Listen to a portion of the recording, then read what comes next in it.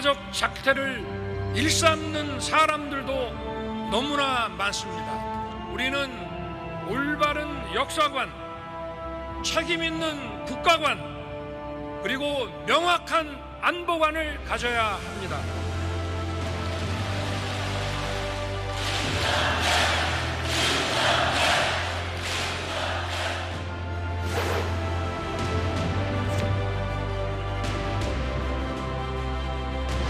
유엔사를 해체하는 종전선언을 노래 부르고 다녔습니다.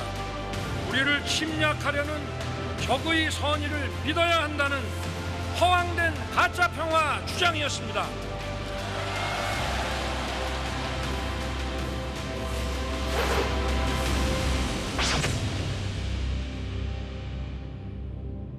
자, 윤석열 대통령이 어제 장충체육관에서 있었던 한국자유총연맹, 소위 우리가 줄임말 자총 이렇게 부르기도 하는데 자유총연맹 창립 69주년 기념식에 참석을 하는 모습을 보고 계십니다.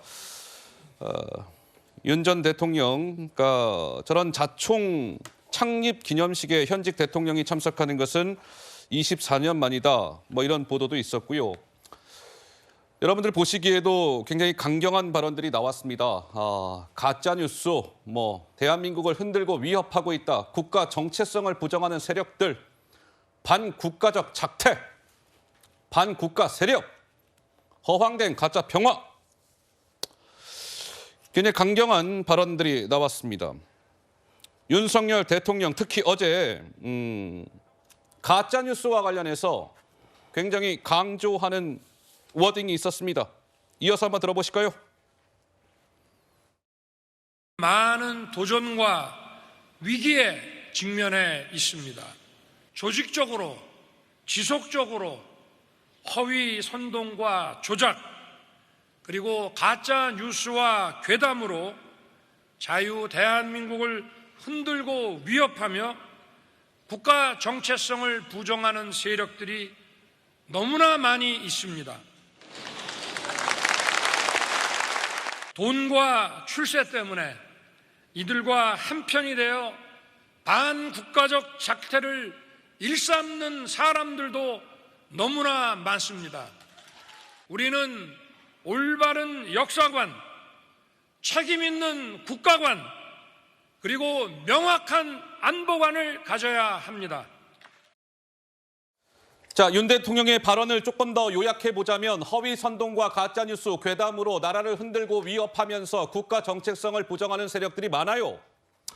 돈, 출세 때문에 반국가적 작태를 일삼는 사람들도 너무 많습니다. 일각에서는 후쿠시마 원전 오염수 문제를 부각하는 지금의 야당을 겨냥한 발언이다. 이런 해석도 나오던데 이승훈 변호사님 어떻게 들으셨습니까?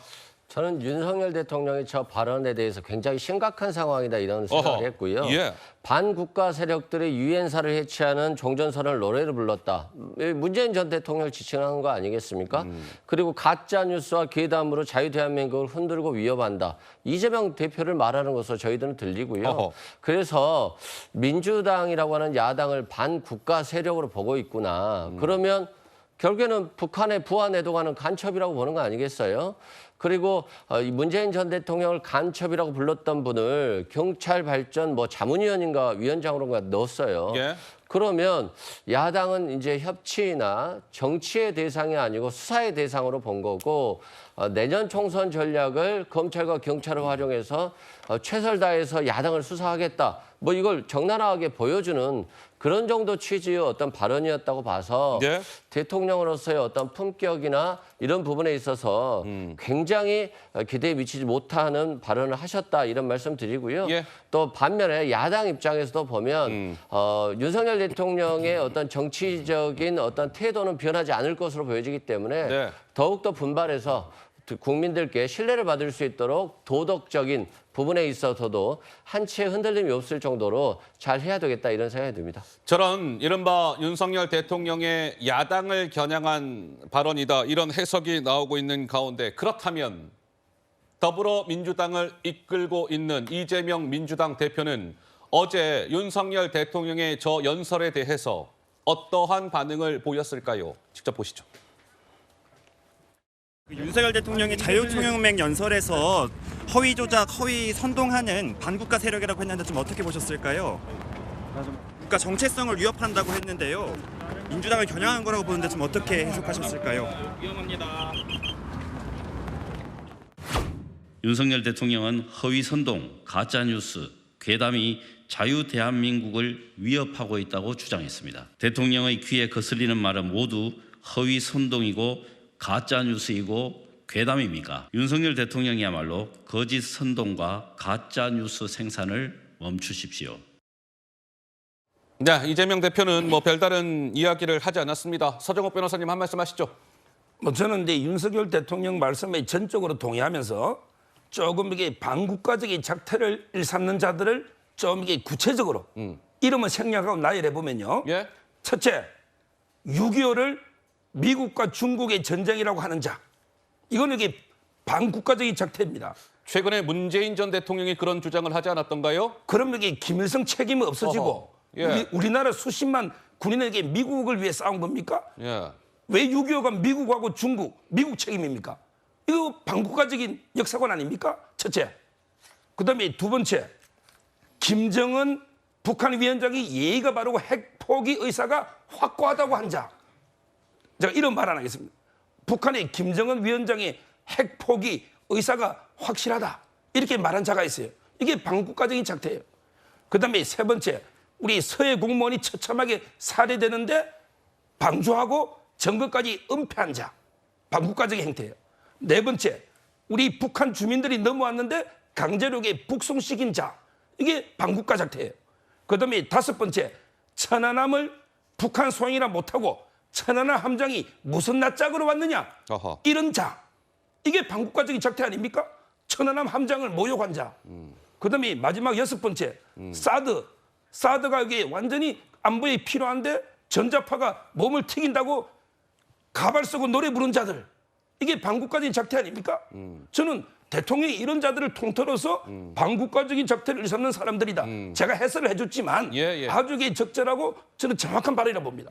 서정욱 변호사의 그냥 개인 생각이 그러시다는 거고. 예, 구자홍 차장. 네. 올바른 역사관을 가져야 되는 건 당연한 거 아닙니까? 책임 있는 국가관을 가져야 되는 것도 당연한 거 아닙니까? 그리고 명확한 안보관을 가져야 되는 거.